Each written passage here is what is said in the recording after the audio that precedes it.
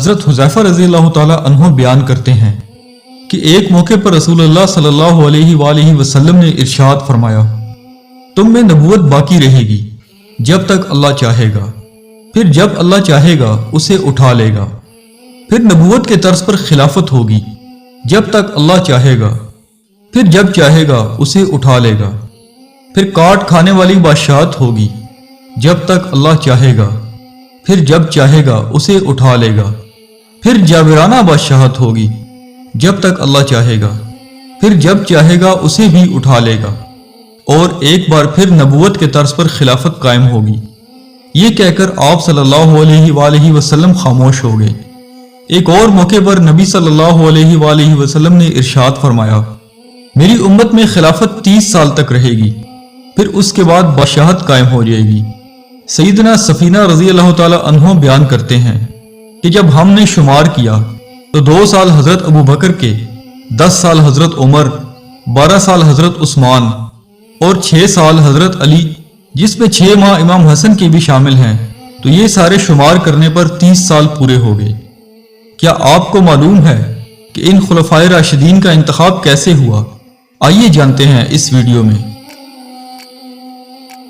نبی اکرم صلی اللہ علیہ وآلہ وسلم کی اس دنیا سے رحلت فرمانے کے بعد انصار کا ایک گروہ سقیفہ بنی ساعدہ میں جمع ہوا اور رسول اللہ کے بعد سلطنت کے امور چلانے کے لیے خلیفہ کی نامزدگی کے لیے مشورہ کرنے لگے۔ انصار کا یہ خیال تھا کہ خلیفہ انصار میں سے ہونا چاہیے، چنانچہ حضرت سعد بن عبادہ رضی اللہ عنہ کو انصار کی جانب سے خلافت کے لیے امیدوار مقرر کیا گیا۔ حضرت عمر کو جب اس معاملے کی خبر ہوئی تو آپ نے امت کو تفریق اور انتشار سے بچانے کے لیے حضرت ابو بکر صدیق رضی اللہ تعالی عنہ کو خلیفہ نامزد کیا اور ان کے ہاتھ پر بیعت کر لی۔ حضرت عمر کو دیکھ کر وہاں موجود باقی صحابہ نے بھی حضرت ابو بکر صدیق رضی اللہ تعالی عنہ کی بیعت کرنا شروع کر دی، اور یوں حضرت ابو بکر صدیق رضی اللہ تعالی عنہ اسلام کے پہلے خلیفہ منتخب ہوئے۔ حضرت ابو بکر رضی اللہ تعالی عنہ نے اپنی وفات کے قریب لوگوں کو مسجد نبوی میں جمع کیا۔ جب لوگ جمع ہو گئے تو آپ نے لوگوں سے خطاب کرتے ہوئے یہ فرمایا، کیا تم اس شخص پر راضی ہو جسے میں اپنا جانشین بنا رہا ہوں؟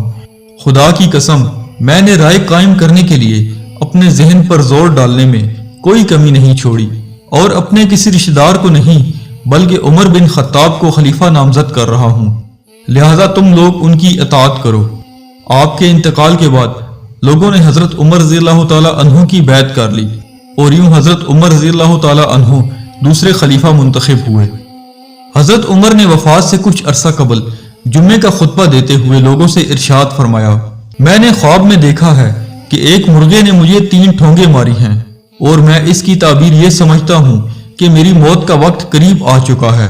بعض لوگ مجھے مشورہ دے رہے ہیں کہ میں کسی کو اپنا جانشین مقرر کر دوں، لیکن میں ایسا نہیں کروں گا۔ اگر میری موت جلد ہو جائے تو میرا یہ حکم ہے کہ خلافت کا فیصلہ ان 6 افراد میں طے پائے جن سے رسول اللہ صلی اللہ علیہ وآلہ وسلم اپنی وفات تک راضی تھے۔ بعد میں آپ نے حضرت علی، حضرت عثمان، حضرت زبیر، حضرت طلحہ اور حضرت سعد بن ابی وقاص اور حضرت عبد الرحمن بن عوف کو نامزد کیا۔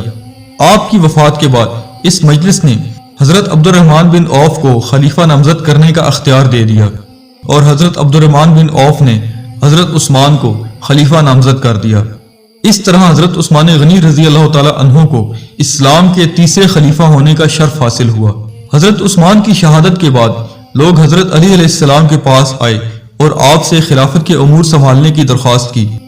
اول تو حضرت علی نے انکار کر دیا، لیکن لوگوں کے اصرار اور امت میں بڑھتے ہوئے شدید انتشار اور اختلافات کو ختم کرنے کے لیے بالآخر حضرت علی رضی اللہ تعالی عنہ نے لوگوں سے بیعت لے لی اور چوتھے خلیفۃ الراشد منتخب ہوئے۔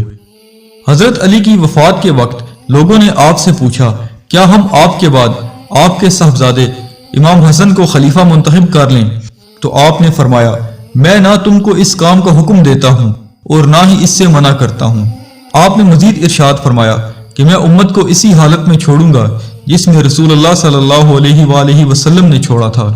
سامعین، امیر المومنین حضرت علی علیہ السلام کی وفات کے بعد لوگوں نے حضرت امام حسن کے ہاتھ پر بیعت کر لی اور حضرت امام حسن علیہ السلام اسلام کے 5ویں خلیفہ نامزد ہوئے۔ سامعین، خلفائے راشدین کے انتخاب کو ہم نے مختصراً آپ حضرات کے سامنے بیان کیا۔ اسلامی تاریخ کے حوالے سے تفصیلی ویڈیوز آپ کو وقتاً فوقتاً اس چینل پر ملتی رہیں گی۔ سو آپ سے گزارش ہے کہ چینل کو سبسکرائب کریں اور بیل آئیکن کے بٹن کو دبا دیں تاکہ مزید آنے والی ویڈیوز کی اپڈیٹ آپ کو ملتی رہے۔